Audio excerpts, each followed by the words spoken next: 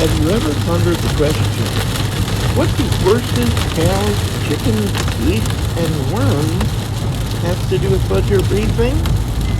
If so, or even if not, stay with me for the answer. It just may surprise you. But first, I want to update you on the recovery from the crash.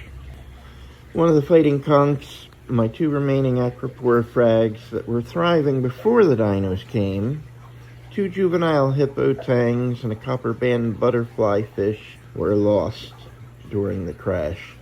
I might still lose the cleaner wrasse who's alive at the moment, but hides except for brief dashes across the tank and back into the rocks.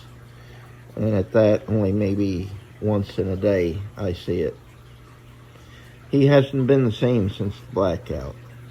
A few things, though, contributed to the crash. I had aggressive coralline growth followed by the Dinos and Cyano.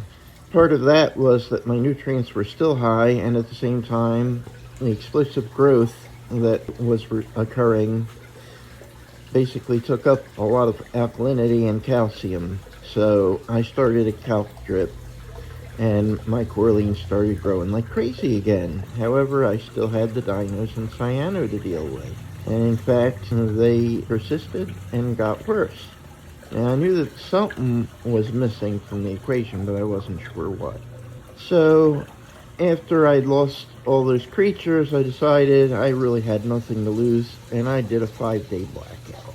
I mean, the only corals I have left are soft corals, and only a couple of those at that, since this was meant to be an acro tank, and it will be again. But during that blackout, at one point, I put my finger in the water as I was feeding the fish, and I noticed that it was ice cold. And, when the halides are on, the tank warms up to about 82 degrees, give or take. Or at least that's how I had it going. And that was enough to keep the dinos at bay, combined with having the kalkwasser drip and keeping the pH high, that sort of thing. The dinos were kept at bay. And, I'd still get a little cyano here and there, but, this was on a whole other league.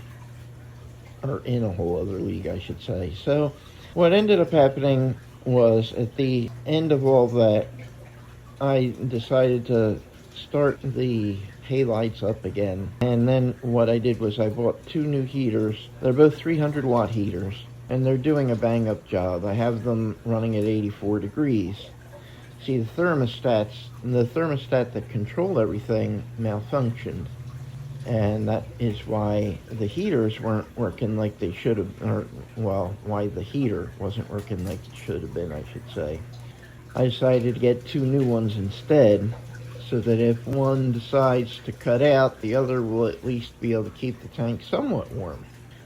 And if one gets stuck in the on position, it won't be able to cook the tank either.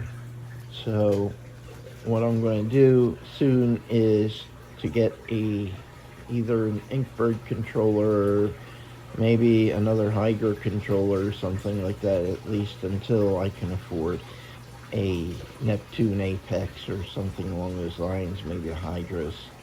But until that time, and it'll be a used one, but until that time, what I have is working for now, and I will be watching it a lot closer. I'm happy to say that the recovery is coming along pretty nicely. I added a couple of hermit crabs yesterday, and a Mithrax crab, an emerald crab, and things are going pretty good. I would say 90%, we're 90% of the way back to where we should be. So, back to the riddle. So what do these creatures have to do with budget reefing?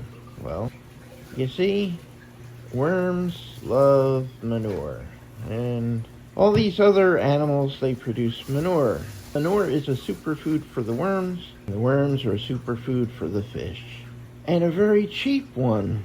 In fact, after the initial investment in composting worms, which many of you will probably already have, the cost of the worms is pretty much zero. All you need to do is just feed vegetable scraps that you have in your kitchen. Now, if you do use manure, it's got to be aged that sort of thing.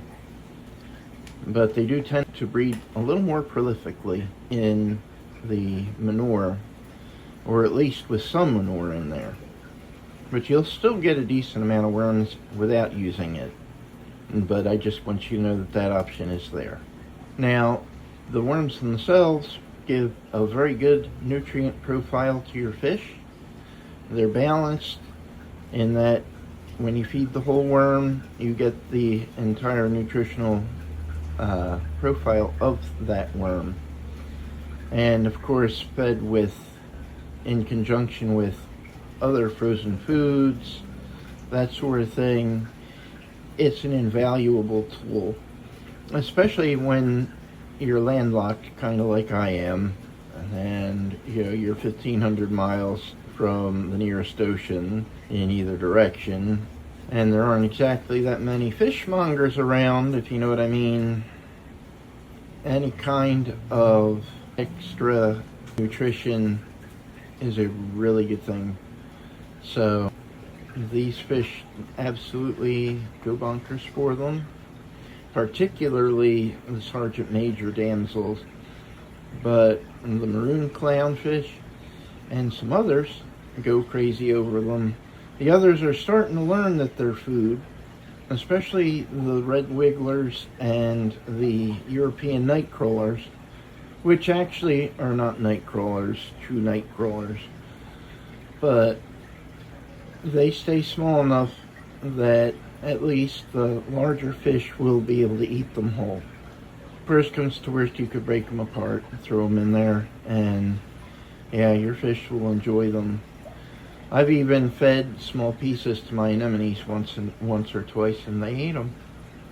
So I mean, but those you do have to cut up into pieces, unless it's a really big anemone, like a Rotary or something. With bubble tips, like I have, you would probably have to, even the red wigglers, you might have to break up for them. So I just wanted you to know about that source of food. It also does another thing for the fish. It provides an opportunity to hunt live food. That actually kind of enriches them. It kind of gives them the feeling that they would have in the ocean, where they could dig stuff up and they go hunting. And that is something they really enjoy doing. It keeps their minds occupied. And I, of course, maybe I'm just anthropomorphizing a little, but I do believe that even fish do have some ability to have emotion. And it just seems like they're happier to me when they have live food. So I do try to provide that for them in as many forms as I can. And this is a great way to do it, and it's a great budget way to do it. So I just wanted to let you guys know that tool is available to you. And it's really an easy one to get going.